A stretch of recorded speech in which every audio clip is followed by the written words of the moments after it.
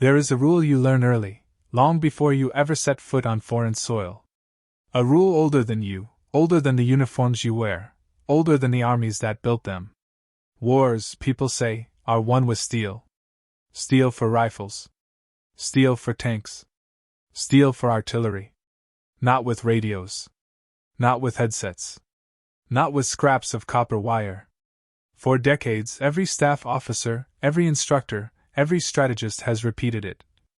You don't stop an armored thrust with a backpack radio. You don't break a Panzer attack with a voice on the air. Communication is support, a background service, useful only until the first shell lands close enough to rip every line apart.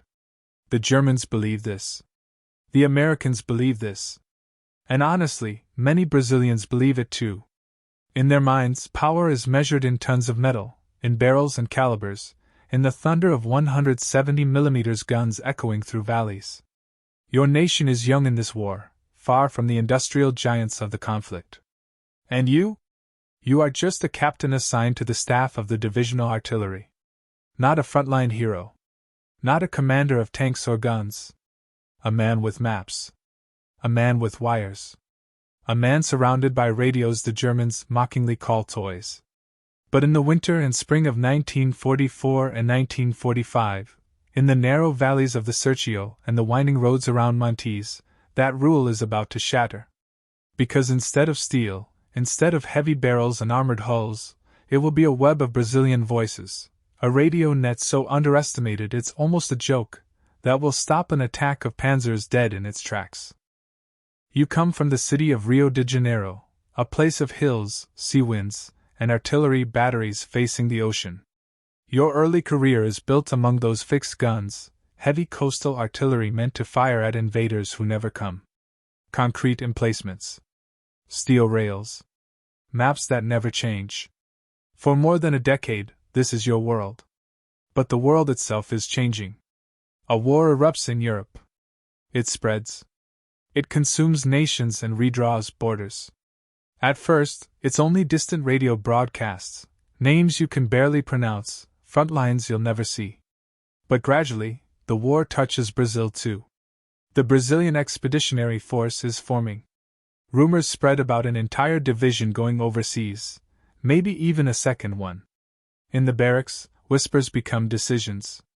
You could have stayed where you were, a general's aide, comfortable, protected, far from danger. But that is not who you are. You don't want to watch the war through paperwork. You want to stand where the decisions are made, and where mistakes cost blood, not ink. You maneuver, you volunteer, you take assignments no one else wants. And eventually, you join the divisional artillery staff, not at the glamorous tip of the spear, but at the brain stem where orders, requests, and information converge. It is a strange place for a coastal artillery officer. But it is exactly where the war will need you most. Your embarkation, roughly 5,000 men, boards the transport General Man. As the engines rumble, you walk the decks as part of the internal policing team. It's a blessing. While thousands of soldiers remain locked below deck at night, you breathe open air, hear the waves slamming the hull, feel the cold wind cutting across the ship. And in the dark, you cannot help but wonder. Is there a German submarine beneath us right now? Naples emerges from the horizon, smoke, ruins, ships, confusion. But there is no time to settle. From Naples you are herded onto landing craft infantry vessels, flat-bottomed boats that hit every wave like a hammer. More than 100 men squeeze into each one, and nearly all of them get seasick. Only one man on yours remains unaffected, General Cordero. You admire him for that, and will admire him even more once the fighting begins. You reach Tenuta di San Rosor, an American camp near Pisa. Tents stretch in perfect lines. Foreign voices fill the air. New weapons sit gleaming with fresh paint.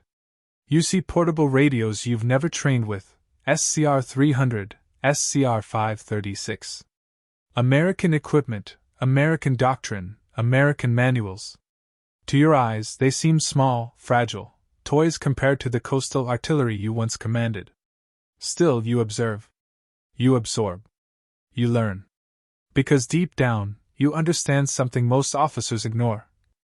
A gun is only as powerful as the information guiding it. A cannon without coordinates is just a piece of metal. A tank without intelligence is just a target. A division without communication is not a fist, it's a handful of scattered fingers. You learn this brutally in your first true test. Late October 1944. You are sent as liaison to a forward infantry detachment in the Serchio Valley. The cold bites. The fog hangs low. Italian farmhouses turn into command posts. You are inside one of them, a small room with cracked walls and a wooden table covered with maps marked in pencil. The first German shells arrive with no warning. 170mm guns. The kind that don't just explode, they shake the soul. You feel the blast before you hear it. A pressure wave punches your ribs. Tiles fall from the roof. Dust fills your lungs. And suddenly, the radio and telephone lines become lifelines. Infantry requests fire battalion regiment division artillery guns. 10 minutes. 15. 20. You watch wounded Brazilians being carried past you, bleeding on the floorboards. You see officers shouting into dead telephone lines. You see the cost of slow communication measured in screams and silence. And right there, under fire, you make a decision you never speak out loud. This will not happen again. Not under my watch. Winter tightens. Snow climbs the mountains. Supplies freeze before they can be cooked. You return to the artillery headquarters. You help distribute equipment. You track vehicles and shells. You manage logistics. On paper, it looks ordinary. But in reality, you are building something new. Something unofficial. Something improvised. A parallel radio network. The one the Germans will soon call the Toy Net. You don't announce it. You don't request permission. You simply start connecting people who need to talk to each other. You give portable radios not only to artillery observers, but also to reconnaissance troopers, infantry platoons, engineers repairing roads, veteran drivers, anyone who might see the enemy first. You create Portuguese call codes, fast, intuitive, and impossible for Germans to interpret. Cascada 1, enemy troops on the road. Cascada 2, armored vehicles with infantry. Chuva 3, semicircular artillery pattern on a preset grid. It is not doctrine. It is not American procedure. It is not Brazilian tradition. It is survival. And then April 1945 arrives. The Brazilian infantry captures Montese, after brutal fighting. German resistance begins collapsing across Italy, but pockets of hardened veterans remain. One night, in the hills near Zocca, they launch one last armored counterattack. And your radio net, your toy system, will face the test of its life. You are in an old stone house converted into a forward observation post. A rust-eaten bell swings over your head. The wind whistles through the cracks in the walls. On your map, a red line marks a twisting mountain road, the perfect path for a surprise counterattack. Your radio hisses softly. Your wire phone connects you to the fire direction center miles away.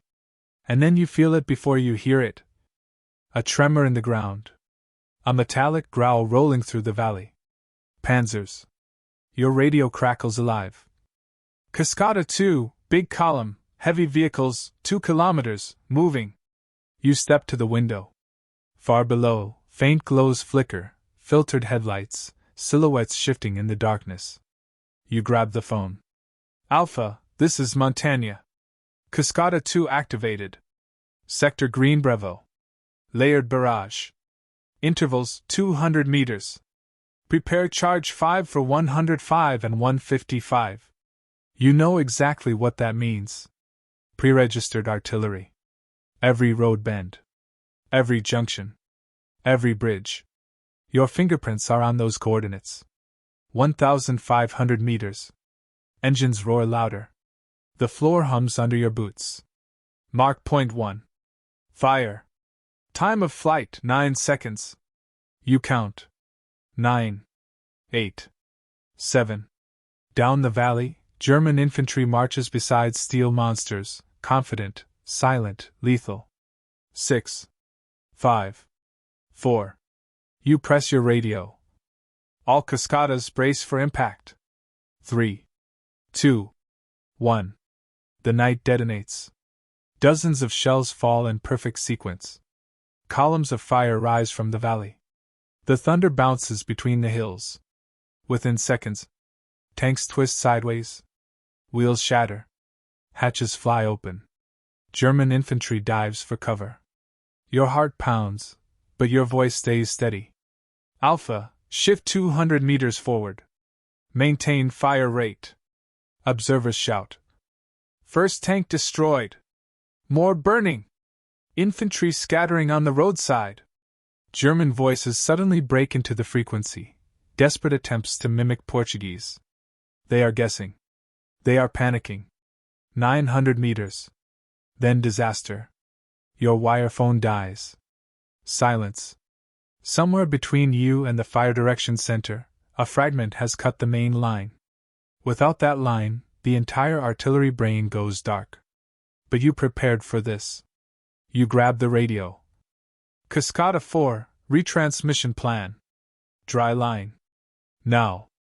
Miles away, a Brazilian engineer, half frozen, half asleep, connects a portable radio directly into a spare telephone wire. It's crude. It's improvised. It's brilliant. And it works. Montanha, this is Alpha. Main line down. Receiving you through alternate route. Continuing barrage. Your toy net, your forbidden, improvised creation, just saved the battle. 600 meters. The German formation collapses. Tanks reverse into each other. Some skid off the road into mud. Infantry tries crawling up the slopes, but you cut them off. Chuva 3. Left half moon. Close the slopes.